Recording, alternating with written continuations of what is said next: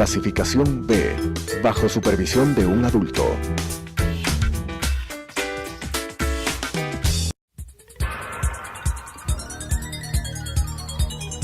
Las opiniones vertidas en este espacio por la producción y dirección del programa son de exclusiva responsabilidad de sus autores y de quienes intervienen en ellos.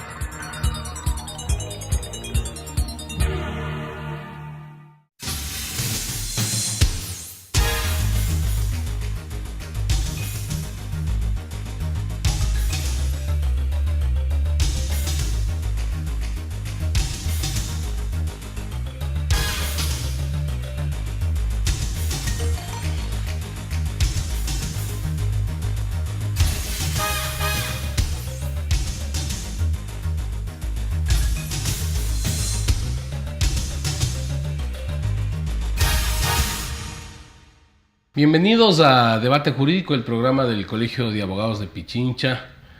Nuevamente esta semana seguiremos abordando indudablemente temas de actualidad que tienen que ver tanto en el tema político como jurídico. Es por esto que nosotros consideramos oportuno topar el tema de la situación parlamentaria. Todos sabemos que está cambiando las autoridades de uno de los poderes del Estado. Igual se está cambiando las alcaldías, las prefecturas, los concejales, lo que puede darle un contexto diferente al momento político que vive el país, en este caso desde el punto de vista de los dignatarios, pero también hay otros contextos que debemos analizarle la tarde de hoy. Por eso que queremos, en nombre del Colegio de Abogados de Pichincha, agradecerle a Vladimir Andosilla Rojas. Él es asesor parlamentario, analista político y asesor de varias organizaciones sociales. Vladimir, gracias una vez más por estar presente aquí en nuestro programa. Ayúdanos, ¿qué características tiene en este momento la situación política del país? ¿Cómo está, doctor Ornak? Buenas noches a todos los que nos miran por esta señal de televisión. Luego de las elecciones del mes de marzo, las elecciones seccionales, el panorama político del país cambió. Indudablemente, la fuerza hegemónica que hasta ese entonces controlaba varias alcaldías, varias prefecturas e incluso la propia Asamblea Nacional, tuvo un revés electoral. Esta fuerza política, Alianza País, participó en el proceso electoral de manera fragmentada, de manera dividida. El movimiento gobiernista, el propio Alianza País, con varias fuerzas que la apoyaban, Democracia Sí y otros sectores, participaron divididos. Y el gobierno y la parte de Alianza País, que salió apoyando al correísmo, apoyando a Correa, participó también con su propio movimiento. Este fenómeno, sumado a el hastío que gran parte de la población ha tenido a la práctica política del correato durante los últimos años, generó un nuevo panorama político en la cual una de las principales características es que no hay una fuerza hegemónica. Existe una dispersión electoral. Varias son las fuerzas que se declaran ganadoras, pero lo cierto es que para alcanzar varias de las elecciones seccionales tuvieron que generarse una serie de políticas de alianza. Eso te quiero plantear, Vladimir. Esta dispersión que tú planteas de las fuerzas políticas se puede dar por el hecho de la existencia de varias listas de candidatos en las elecciones anteriores, que encontramos alcaldes o prefectos elegidos con el 20%.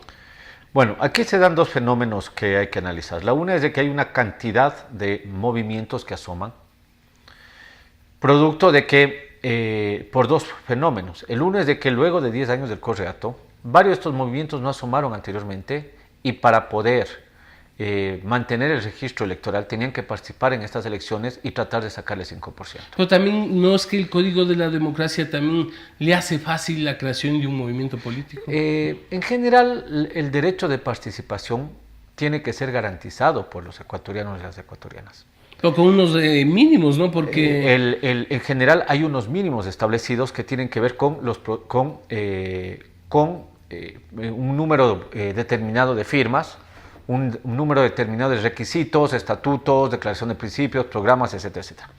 Pero más allá de eso, es que ciertos sectores de la población y ciertos grupos seccionales vieron como una forma también de poder adquirir una serie de ingresos económicos sobre la base también del financiamiento estatal de las campañas. O de promocionar sus figuras.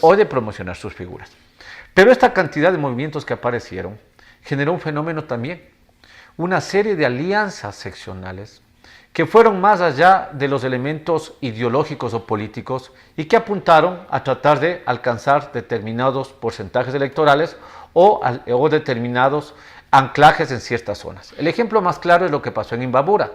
O sea, una coalición de centro-izquierda, donde estaba Avanza, la izquierda democrática y todo, se unió con el Partido Social Cristiano.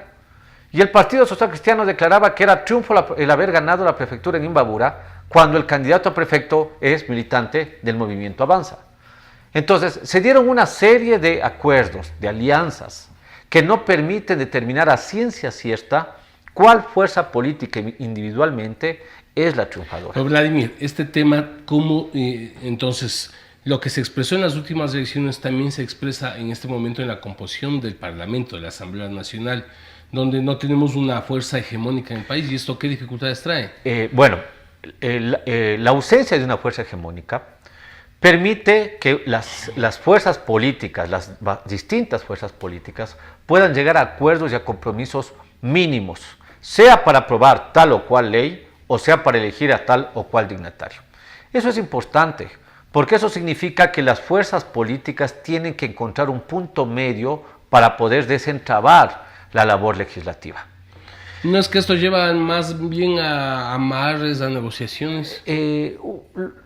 Los ecuatorianos tenemos que también entender que la política es acuerdos, son negociaciones.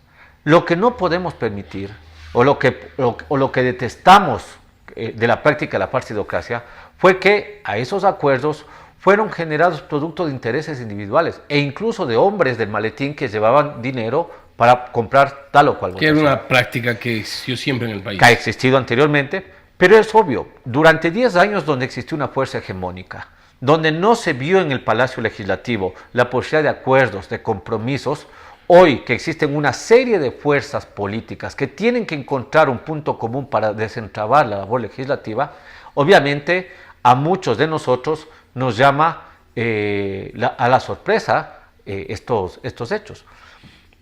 Pero lo que está pasando ahorita es una cantidad de... lo que se está conformando hoy en la Asamblea es lo que se denomina mayorías móviles. Eso nos ha permitido, Vladimir, entonces, que la presidencia esté en manos del morenismo y sus aliados, pero quedan todavía por repartir las comisiones. Y muchas comisiones siempre son las más apetecidas, no sé por qué, será por los temas que estos tratan. ¿Cuál debe ser su conformación? Porque también los correístas tienen derechos y reclaman su espacio porque corresponden a un número, y por lo tanto, si tomamos en cuenta que la Asamblea es la presencia de varias fuerzas políticas, ¿tienen ellos también derechos? Sí, pero en última instancia en la democracia hablan los votos. No pueden dejar de ser, el movimiento correísta no puede dejar de ser partícipe de las comisiones. Eso es real. Eso está establecido. Eso está establecido. Todas las fuerzas políticas son parte de las comisiones. Pero es indudable que las fuerzas que tienen mayor votación o el acuerdo que alcanzó mayor votación, indudablemente irá a dirigir las comisiones. Pero la posibilidad de que hoy haya una elección mediante un acuerdo hace que las distintas comisiones sean dirigidas por distintas fuerzas políticas. Es decir, que no se repita en la época del correísmo donde ellos tomaban absolutamente indudablemente hoy el morenismo, o sea, Alianza País, tiene 40 votos, pero no son los suficientes para poder alcanzar a presidir la Asamblea. Por eso es que necesitó establecer una serie de acuerdos. El tema de querer sacar un candidato desde la oposición era un poco iluso, sobre la base de que si no te unías a los correístas, no había la votación suficiente para alcanzar la presidencia. Entonces había ahí una división. O armabas una alianza con los correístas, entre comillas, para que la oposición dirija la Asamblea, o llegabas a un acuerdo con un bloque gobernista que está golpeado y fragmentado internamente, que te permita alcanzar ciertas posiciones dentro del poder legislativo, desde los cuales, en una manera de una guerra de posiciones, poder establecer ciertos lugares en los cuales esas fuerzas políticas puedan generar pasos importantes para el cumplimiento de sus ofertas. Pero Vladimir, esta asamblea, las anteriores y todas las asambleas antes llamado Congreso Nacional, tiene una característica: pierden imagen muy rápidamente, y es más rápido que el Ejecutivo y que otras instituciones del Estado. Esto le ha debilitado. Es decir, ¿a qué se debe y cómo recuperar esta imagen? A ver, en ningún país del mundo el poder legislativo tiene una alta credibilidad. Y es a propósito de un tema. En el poder legislativo se expresan las distintas fuerzas políticas y las fuerzas ideológicas que hay en el país.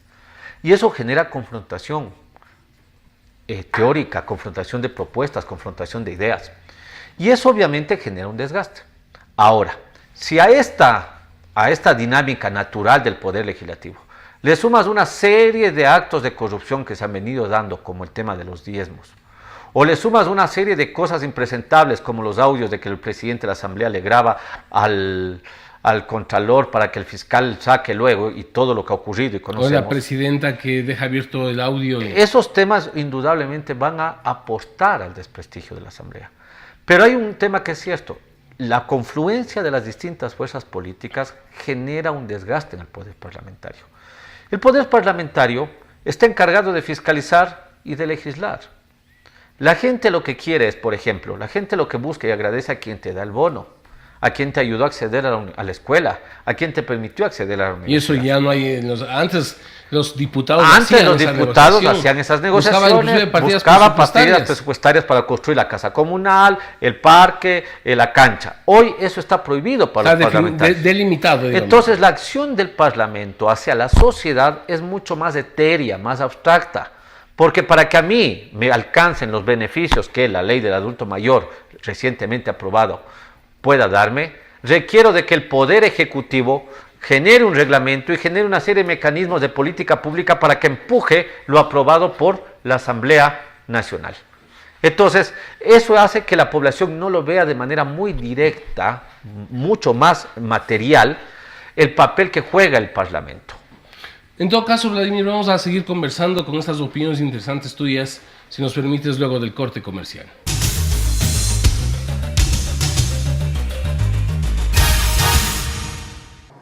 Adriana, cancélame todas las reuniones. No voy a ir a la oficina.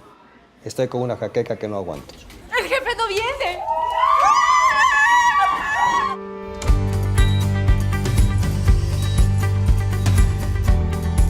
¿Estás seguro? Salió bien. Muy bien.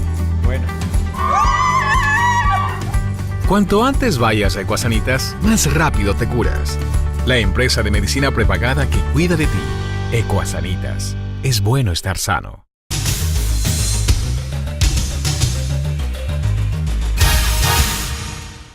Continuamos con Debate Jurídico, el programa del Colegio de Abogados de Pichincha. Para quienes nos sintonizan, estamos tratando la realidad actual del Parlamento Nacional y indudablemente esto vinculado a la situación política con un directo amigo del Colegio de Abogados, Vladimir Andosilla, quien en este momento se desenvuelve como asesor parlamentario, es un analista político y ha estado de asesor de varias organizaciones sociales y populares. Quisiera tomar esta segunda parte, Vladimir. ¿O no será que la política de manera general está desprestigiada? Hoy la juventud, la gente no quiere saber de política. Bueno, ha habido una campaña por sectores interesados de querer desprestigiar la política para que aquellos sectores sociales, aquellos sectores excluidos tradicionalmente, no miren a la política como una forma de resolver sus problemas, como una forma en la cual los jóvenes, los indígenas, los afroecuatorianos, vean la posibilidad de disputar dentro de la política espacios para poder alcanzar derechos y alcanzar representación. Eso ha ocurrido y eso viene ocurriendo en el país. No podemos negar que existe una actitud por parte de la juventud, especialmente de resistencia a la política. Pero eso es básicamente por aquellos sectores que están interesados de que las grandes mayorías del Ecuador no hagan política. Porque cuando las grandes mayorías en el Ecuador se involucran en el quehacer político, obviamente cuestionarán las estructuras de políticas que están vigentes. Nuestros jóvenes no quieren, porque lo que refleja de manera equivocada, por supuesto, yo acojo lo que tú dices sobre el concepto de la política, inclusive como una cuestión de servicio al pueblo, pero nuestros jóvenes lo que están viendo es corrupción. Y entonces un poco dice, ser político es ser corrupto. Sí, a ver, cierto que la figura del político es muy desgastada en la población. Y obviamente ubican que el político es aquel que llega para ayudarle los contratos a la empresa del amigo, al constructor, No etcétera, todos, por etcétera. supuesto. Obviamente no todos, pero tienen la imagen social es esa. Pero independientemente de eso, la juventud, por ejemplo, consciente o inconscientemente, hace política. Lo que están haciendo los jóvenes de los internos rotativos, al entrar a defender sus derechos, al movilizarse por sus derechos e incluso a exigir la salida de la ministra de Educación por la conculcación de sus derechos, es obviamente un accionar político. Y que reivindica precisamente el papel que deben jugar la juventud Entonces, y los lo pueblos. que nosotros no podemos establecer es de que la política únicamente está hecho en la institucionalidad. O sea, la política no solamente es aquella que aparece en la alcaldía, en el municipio, en la asamblea o en el ejecutivo. La política es lo que hacemos también, los sectores sociales y populares, al luchar y al organizarnos por nuestros derechos. Por eso es un elemento importante, o sea, un elemento importante en la situación política del país y que se demuestra hoy en lo que está ocurriendo en la Asamblea, es que no ha habido no se aplica la famosa teoría del péndulo. No es que una vez que el correísmo ha sido derrotado, entonces hoy es el momento de que las derechas accedan al poder. En este contexto, Vladimir, ¿cuál es tu lectura sobre los casos Arroz Verde e INA Papers? Bueno, en esta situación política, en donde hay una serie de movimientos que se están dando, en que hay un reacomodo de las fuerzas políticas en el país, comienzan a aflorar una serie de casos de corrupción. Peleados los compadres, se dicen las verdades, dice nuestro pueblo. Entonces comienzan a asomar una serie de casos de corrupción que evidencian, en primer lugar, la ausencia efectiva de controles en los recursos hacia los partidos políticos y hacia las campañas electorales. Ojo, yo comparto que el Estado tiene que financiar el accionar político y tiene que financiar las campañas electorales, porque si el Estado no financia, lo financiarán otros, lo financiarán empresas. Pues no ha servido ese control porque entonces, me imagino para eso es que el correísmo tenía a sus amigos dirigiendo el Consejo Nacional Electoral. El que no hayan servido los controles no significa que la propuesta no sea adecuada. Los controles no sirvieron por un hecho, porque únicamente tengo que justificar todos los recursos que lleguen hasta el monto mínimo que hay. Y entonces Alianza País en el 2014 tenía que justificar $1 millón, y entonces ese $1 millón lo hizo con una lista de ciertos aportantes y de los propios gastos. Que de paso, la norma dice son aportantes personas naturales y no jurídicas. No, pero una cosa es la lista que presentan al Consejo Nacional Electoral y otra es aquella que asoma en una doble contabilidad que llevaba Pamela Martínez y su asistente, en la cual se establecen un cruce de facturas. A ver, si tú justificas ante el CNE, pero esto no significa que no tiene responsabilidad del CNE de fijarse cómo se están llevando campañas, si me permites, de otras fuerzas. Por eso yo sigo pensando que dónde estaba el señor Domingo Paredes o el señor Juan Pablo Pozo el momento es que ahí viene un hecho. Una cosa es lo que el movimiento político declara en el CNE, pero el CNE también tiene una institución que tiene el objetivo de controlar el gasto electoral en territorio. Entonces, si yo veo que una candidata a alcalde en Guayaquil va con un vehículo blindado, que solamente el blindaje me cuesta $19,000, y le veo andando en buses, bajando en el Guasmo, en las Malvinas, en un bus pintado totalmente, y veo vallas en todo el país, al ojo me doy cuenta que esa campaña vale más de $1 millón, y entonces lo mínimo que tiene que hacer el CNE es exigir que se explique de dónde viene ese dinero que va más allá de lo que ellos apostaron. Ahora, en el caso INA Papers, que le salpica, llamémoslo así, al actual presidente Moreno. Tiene que investigarse ambos casos. Tiene que investigarse porque en el caso de INA Papers estamos hablando de recursos que aparentemente ingresaron a cuentas de familiares cercanos del presidente de la República. Tienen que investigarse porque, extrañamente, la misma empresa que asoma, entre comillas, dando una contribución al hermano del presidente, que es Chino Hidro, es la misma empresa que termina apostando también a las cuentas de la campaña del 2014 de Alianza País. En política, Vladimir, entonces, Alianza País y la Revolución Ciudadana se debilitan con estos escándalos. Yo creo que el correísmo principalmente, tanto en las elecciones del 2014, como en las elecciones últimas del 2019, como con lo que ocurrió en la Asamblea, acaban de recibir dos duros golpes. En la Asamblea terminan siendo aislados de los principales instancias de decisión de la Asamblea, y si no es por Pichincha o Manabí, ¿ya?, el correísmo realmente sufre una baja en sus resultados electorales.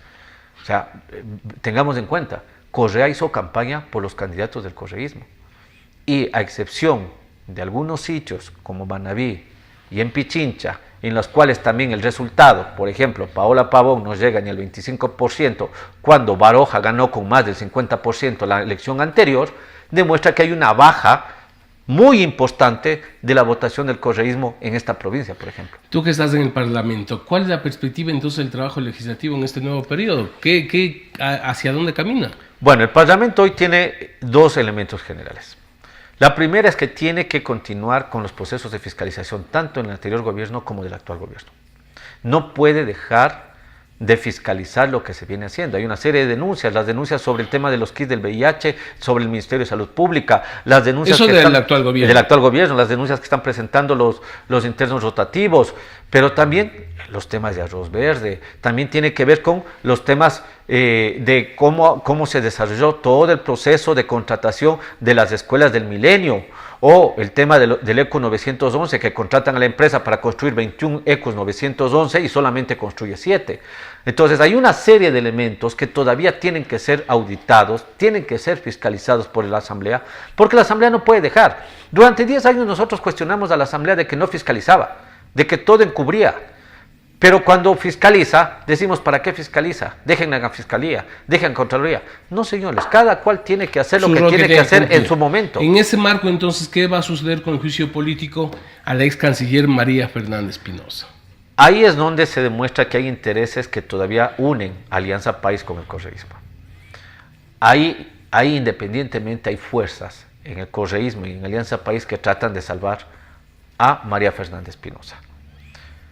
Existen los sectores de oposición que siguen cuestionando y exigiendo la salida de María Fernández Pinoza. En las horas que asoma... El correísmo y el morenismo, si tú me estás diciendo su mayoría, ¿por qué empezaron el juicio? ¿O por qué los llevaron a investigación el juicio? Porque socialmente no les tocaba más que empujar el asunto a propósito de lo que ocurrió con Julián González. Ya. O sea, políticamente tenían que ser coherentes con lo que ocurría, porque no podía dejar de continuar. La presidenta tenía que dar paso, porque estaban trabajando en el CAL, la presidenta tenía que dar paso para que la Comisión de Fiscalización continúe. Es en la Comisión de Fiscalización donde tú ves las fuerzas políticas y ubicas cómo actúa cada una de las fuerzas políticas y qué intereses va a desarrollar. Según tu criterio, ¿va a avanzar o no ese juicio? Habrá que ver en estas horas, a horas que sale este programa, sabremos ya qué ocurrió, pero de lo que conocemos, habría intentos del correísmo y de Alianza País por salvar a María Fernández Pinoza. Pero entonces, ¿quién va a responder en este país por la negligencia en el tema de la nacionalización de Assange? Bueno, ahí hay alguna serie, hay negligencia ahí. Ahí hay una serie de cosas que todavía pasa, más allá de la responsabilidad penal, más allá de la responsabilidad política que puede pasar en el juicio político, ¿ya? Ahí hay elementos, por ejemplo, administrativos, o sea, incluso de violación a los derechos humanos. O sea, más allá de que me caiga bien o me caiga mal Julián Assange, el tema es de que al señor le dieron nacionalidad ecuatoriana y a un ecuatoriano lo sacaron de la embajada del Ecuador. ¿Ya? Y semanas luego, recién resolvió Cancillería de manera legal el proceso de dejar de lado el procedimiento de la nacionalidad de Julián Assange. Pero la sacada de la embajada era en condición de ecuatoriano. La salida de la embajada era en condición de ecuatoriano. Entonces, independientemente me caiga bien o me caiga mal Assange, el tema es de que ahí se expulsó a un ecuatoriano. Pero también se violentaron muchos procedimientos internacionales. Pero hay un procedimiento para declarar nulo la nacionalidad.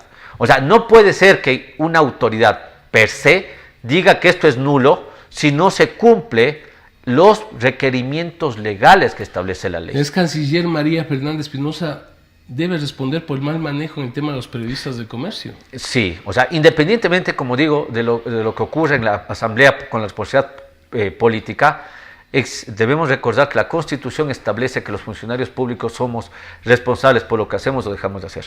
Y la responsabilidad no solamente es política, es administrativa, es civil y es penal. Me imagino, supongo que los familiares de los periodistas estarán levantando los procesos civiles y penales para exigir que las autoridades respectivas respondan por la inacción durante ese proceso.